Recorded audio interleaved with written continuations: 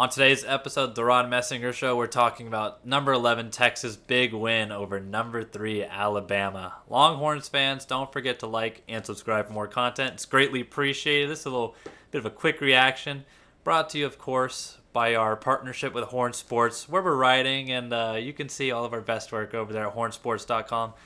But Dylan, let's get into it. If you're a Texas fan, Saturday's game was something that could bring tears to even the toughest of men and women out there in America. Quinn Ewers, Dylan finally connected with Xavier Worthy. I mean, forget the win. We saw deep ball, the first touchdown of the game. Let's see how long it was. Dylan, I don't know if you remember. It was from the midfield logo. Xavier Worthy just was able to, catch it like a Hank Aaron, not Hank Aaron. We got Willie Mays, center field catch, basket catch over the shoulder. Dylan, what do you think about Texas's big win?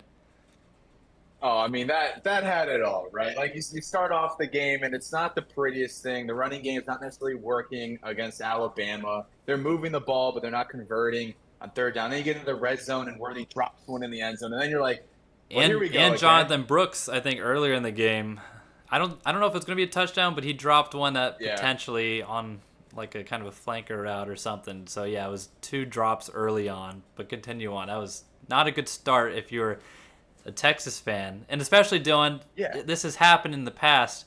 You know, flashback, throwback to LSU coming to DKR. A certain number of years ago, and I won't name names because Texas fans won't forgive this man for dropping a pass. The running back dropped a pretty much an easy touchdown, which when you count all the plays back and everything and you rerun it, oh, Texas probably could have won that game with that catch. But it just had the feeling, Dylan, that first half lead was not safe just because there were so many miscues and plays that could have been performed a little bit better, but they put themselves in position though to at least give themselves a lead. But what do you think there? well, I mean, it was one of the games like you're saying where it's like Texas was in so many positions to just blow the roof off the stadium or really take control of the game. And then you had moments where they just didn't convert, did get certain catches like in the end zone, what we're talking about with Worthy, and they got to settle for field goals. So I think they were sitting at like 13-3 when Third. they could have easily Mm-hmm. easily been up more so like 20 points or so. And so they're just letting Alabama stay in it. You've got plays where they've got Milrow right where they want him, and then you got Anthony Hill, which had a great game, but you had some moments there Uh, where he's going the wrong he's way, opening up lanes for Milrow to get to the outside, and then I mean, it's just Anthony Hill, Dylan, was stressing. like a dog that you're just kind of toying Oh, with for 5 minutes yeah, before you let him outside. And he gets outside and he's all ready to hit somebody. And it did work, though, Dylan. He did get his 2 sacks, but he was all yeah. ready to run. And yeah, he did lose contain on one of those plays. And I'm sure Coach K this week is going to joke about it a little bit because Hill had a good game. And we talked about it. We didn't see him week one, I don't think. He might have had some snaps, but I don't remember ever seeing him out there. And I talked about it in the preview saying, like, is this a week where they use him just because he's probably the most athletic linebacker? And that's no disrespect to guys like Jalen Ford, Dylan, who's more of the, IQ right now and the brains behind the madness that is that defense.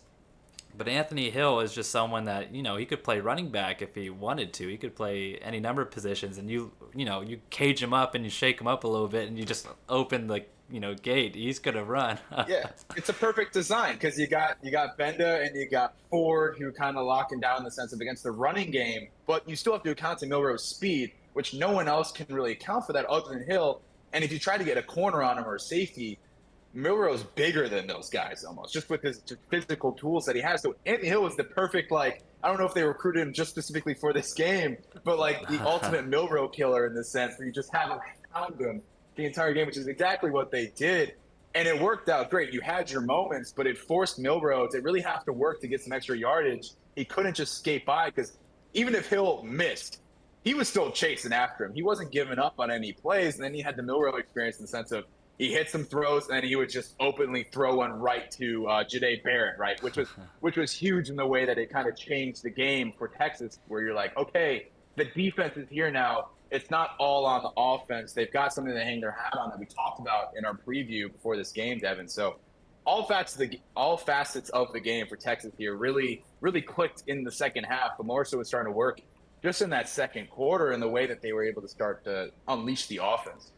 Yeah, the Jade interception led to Texas's first points of the game, and that was definitely a moment where, like, okay, the offense can probably breathe a little bit. They didn't take advantage fully, like we were saying. It ended up being a field goal, but it was something like, okay, like we didn't have the greatest first drive to the game. Like it could have been better. I believe they ended up getting to around midfield.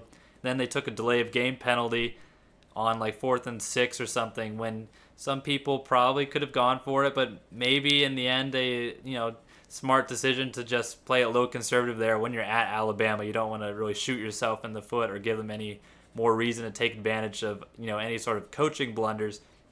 But today, interception set up, Burt Auburn, the real MVP of the Texas Longhorns, doing for a big field goal. But entering halftime, as you're saying, Texas did squander a chance earlier, had to settle for a Burt Auburn field goal, making it 13-3.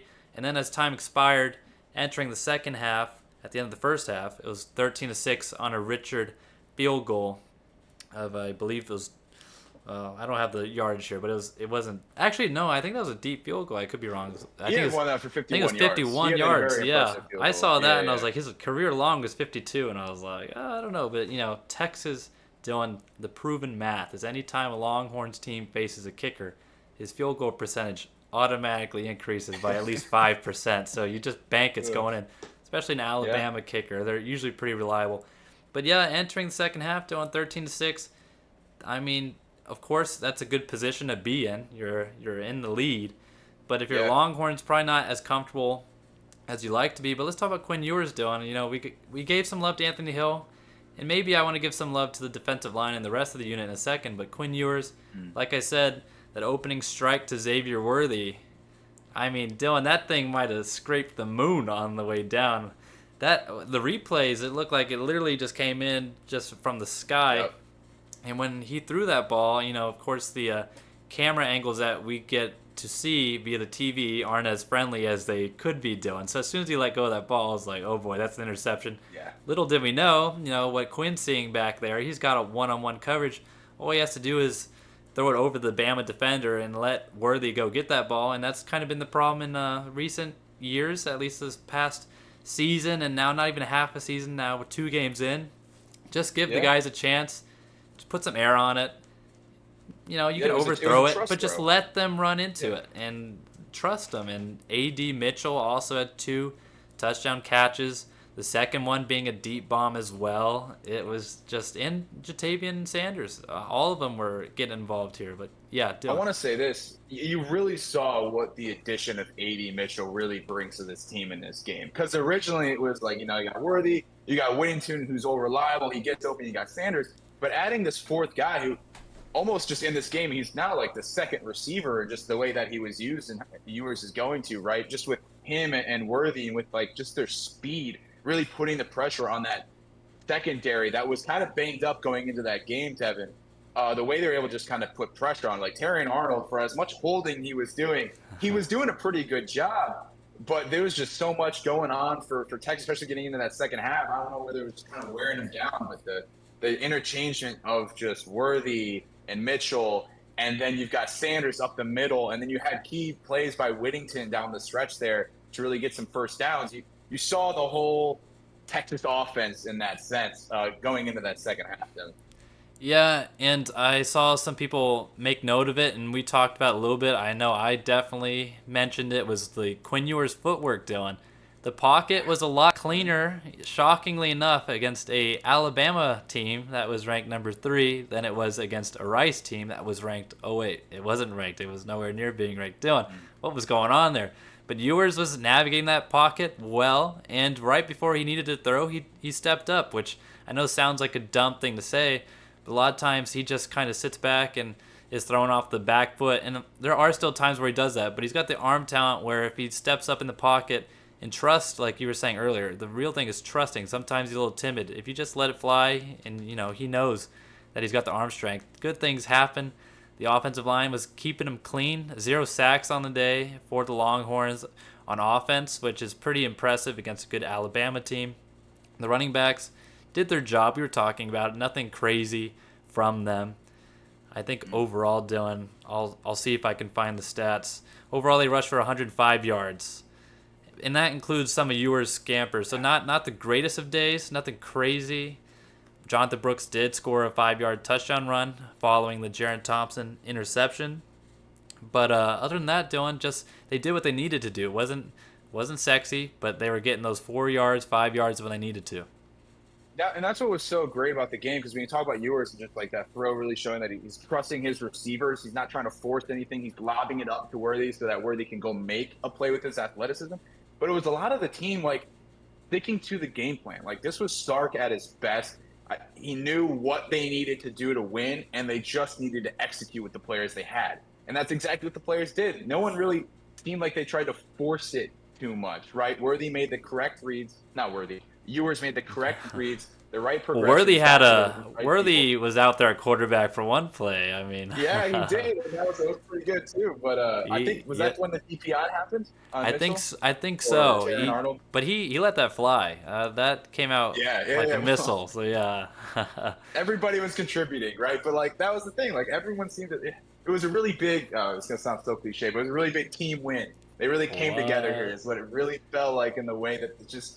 The way they played, like everyone was picking up their assignments, doing what they had to do. They were bouncing back. There was a lot of mistakes in the first half, and you saw it in the second half. Brooks was starting to get going on the running game. The offensive line was really starting to move the pile. Ewers was hitting all those big throws, even when Milroe was escaping and getting touchdowns on big throws. Texas responded right after, right? Like, and that's exactly what you were hoping for out of this team, because when they got punched in the mouth, when things got bad, and things got a little, this could go wrong. Poop hit the fan. When poop hits the fan, they responded, and that's the biggest takeaway from this game, and something that you can hang your hat on for the rest of the season with this momentum.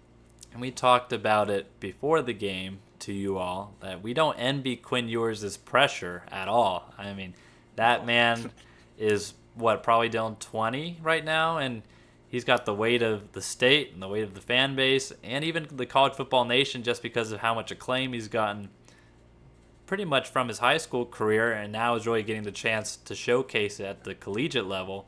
We don't envy that pressure, and we did talk about it, and we've defended the man, Dylan, for some time. Of course, it's one game, and we need to see consistency. That's really what I'm going to boil down to probably later, is that this is a huge win for the program, of course, but it's just a win, Dylan, at the end of the day. It's a win in the stat column. It goes down all the same. I know it tastes a little bit sweeter than the average win, but next weekend against Wyoming, you're going to have to hope the champagne is not still in the system, Dylan. You got to be there and ready for the rest of the season. I don't want to get there yet, but Quinn Enjoy Ewers. your moment, all right? Come on. This is one of the biggest wins in Texas history right now for at least the past, 10 years or something? I said it tasted a little bit sweeter. Enjoy it. 100% enjoy it. Tech in Wyoming already. 100% enjoy it. But come Monday, I'm expecting a great practice to hear from Coach Sark. But all that to mention, Ewers, you got to give him his due. People were giving him his poop, Dylan, and we were saying he's got potential, but it's even us. It's hard to back up if we don't see the consistency. Hey, we were getting into some range there. I mean, obviously, there might be a little bias because we all went to South Lake Carroll, but we might have been falling into some delusion where it's like, I swear he's got it. So it's finally the game where we're like, look, this is exactly what happens when Alabama doesn't injure a Texas quarterback and he can play the entire game, right? And we got to see it unfold, which was beautiful. Exactly, and you just got to give him his roses where it's due. Quinn Ewers, 3 touchdown passes, no interceptions, no turnovers, the important part there, and like Dylan was saying, did everything he needed to do, was making the right reads, was giving guys a chance to make plays, and like I said, did not cost his team anything crazy via the turnover column because that was non-existent. And Dylan, you got to give the big guys some love. I believe Texas finished the game with 5 sacks, which doesn't sound crazy. It sounds good. Doesn't sound crazy, but this is against the Alabama offensive front, as we talked about, the offensive line. That's always full of talent. Caden Proctor, Dylan, any opinions there, the freshman? Well, that was so if we're going to talk about kind of the Alabama side of it, they really struggled with penalties. I believe they had 9 penalties for 90 yards. Or so. Yeah, it was not a Saban happy. That game is not going to make Saban. Ended with 10 penalties and 90 yards. Yes, yeah. So they really shot themselves in the foot, plus losing the turnover battle. So there's a lot of things to point off of just Alabama hurting themselves in certain instances. But what made this game so much different for Texas than the past is they capitalized off of those mistakes and made Alabama hurt off of that, right? So a lot to hang your hat on, but you definitely saw the inexperience of some Alabama players, especially most specifically Caden Proctor, with just some key holding calls that were called on him, as well as false starts. So the defensive line is really getting to those young guys up front, especially even with I think it was McLaughlin, right, Devon, their center. A ton of early he was Oh, called for there's I don't know the right illegal terminology, snap. but he would There's he would fake it to snap and then snap it again right after, and he had I think two of those, and then a lot of them were going to Milroe's feet, and some of them he was saving just being able to get off to the outside and improvising. But Herbstreit was talking about on the broadcast, a lot of Alabama's plays were improv. It was not going by design. There was things that were happening pre-snap, a lot of mistakes there. Where Milroe, you saw just his creativity, but also just how dynamic he is. He was able to save a lot of those plays in instances where other quarterbacks wouldn't. So not a great game on Alabama's side, but they still had plenty of moments to which they were in the game. And Texas just didn't let up off that gas pedal, especially in that fourth quarter when they were just trading body blows, right? Because before that, it was a low-scoring game, and then second half on corks. I was gonna say it had the all over. feeling of being on the under of the over/under scale, and then Yeah. it ended up exploding. Dylan, how'd you feel about quarterback Jalen Milroe? There were some moments where you're like, "Oh snap! Yeah. This Texas defense is about to break." Just the dual threat ability of him being able to run keeps the defense honest, and like we said, you got to keep contained. And there were times where Texas kind of lost contain, but there's times also where Milroe did find his guy, usually on those intermediate throws, and just busted coverage, and they would get 30 yards, after the carry or after the catch. And it didn't look too great, but Texas did take advantage. And the real key, Dylan, is he doesn't have a lot of experience at quarterback at that collegiate level. Of course, I believe Texas's start for him was start number 3, Dylan. He's still working on the progression, and that's really the key, getting through his reads. If it's the first read's not there, you're in a good position with Milroe. Seemed like he did struggle at times. I think you were talking about Ja'Day Barron. That interception, he kind of came off of his spot and just plopped right in front and took advantage in the first half. How do you feel about Milroe? Well, they showed it on the broadcast too. I think he had it was the 2 starts before this. He had 3 interceptions to A&M, and then 0 to Middle Tennessee State, and then followed up with 2 interceptions on Saturday night. So the biggest thing, you saw it with the 2 turnovers to Jaron Thompson and then Ja'Day Barron. Yeah, just the way that they were able to kind of bait him into it. The inexperience that you're seeing from Milroe is just how he's using his eyes, right? He's not looking off defenders. He's going to his first read. He's getting kind of antsy. He wants to get to his guy. If he doesn't have that, he's going to take off and run. And you're seeing that be successful just because of the amount of athletes they have on the field, including himself. But Texas really capitalized off of that inexperience just with how the corners and safeties were playing. And then as well as uncaging the rabid beast that is Anthony Hill off to the side. And then you got Ethan Burke, too, just working the outside, too, to get 2 sacks. So because Milroe was kind of running into it. I think there was one instance where he was in the pocket, and then he tried to jet out, and Burke had already disengaged with the tackle and took him down right there with his took his legs down, right? So, I was going to say, is that the one where it looked like, was it against Proctor or one of those guys? It almost looked like he got blocked into it. He literally just looked like he grabbed a shoe or something, kind of got blocked into the ground, and somehow ended up getting a sack, which I was just laughing at. That's one of those lucky plays if you're a defensive lineman that you thank the good Lord of football above for making that happen. Yeah. I mean, the Texas defense, Dylan, yet again, it's a lot to always mention all the guys on defense, so for time's sake, we don't want to keep you forever, but just know, great defensive performance from the Longhorns. Besides from Milroe and, of course, Jace McClellan, there wasn't really too much overall team-wise in terms of running for Alabama, Dylan. Milroe, he did add 44 yards on the ground, but McClellan, the starting running back for Alabama, held to 45, and their backup, Roydell Williams, only rushed for 12. So overall, team-wise, running-wise, Alabama, not too great of a day, Dylan, 107 yards, but that's a credit to the Texas defense, the Texas front, and the linebacker core that you're so highly praising of. today. Well, and that was what made the game plan so good because you knew talking about it, especially going into the season on the way Saban kind of viewed this team, ground and pound. They were going to win off the running game, and Texas took that away.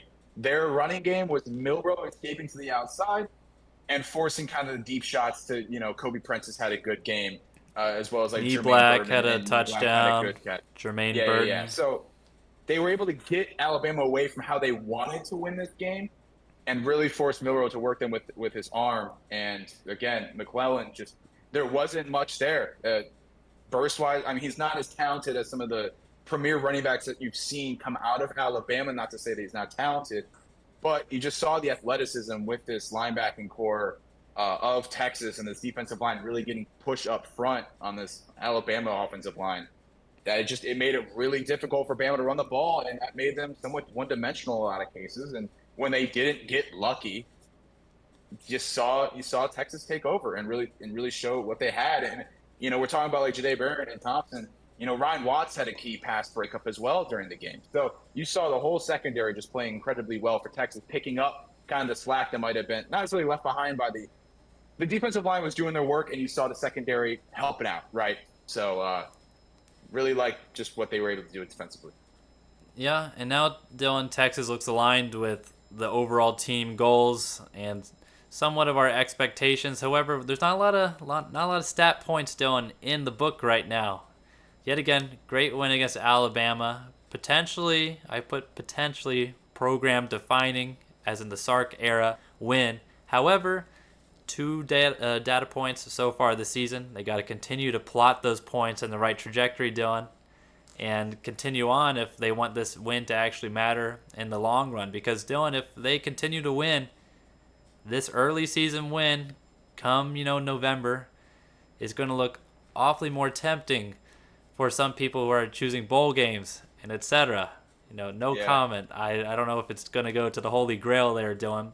But even, if they continue on like a New Year's Six Bowl, games like this matter. But in order to make games like this matter even more, you got to take care of business down the line. You got to defeat Wyoming and, put them in their place and send them packing.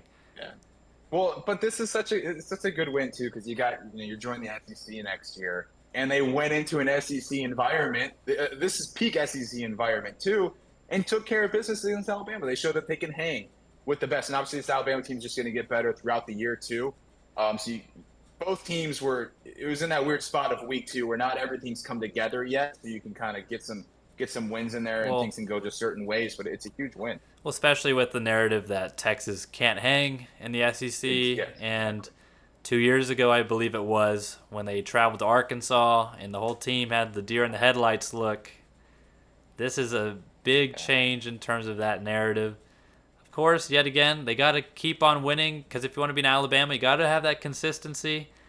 But it's definitely a statement game that it should be the benchmark for all future performance, Dylan. So all our criticism in the future and praise, we got a benchmark to compare it against. But how do you guys feel about Texas's win over Alabama? Now, Dylan, I believe, being ranked the 4th team in the nation, the Longhorns, after this win, how do you guys feel? Visit us at hornsports.com and have a great rest of your day.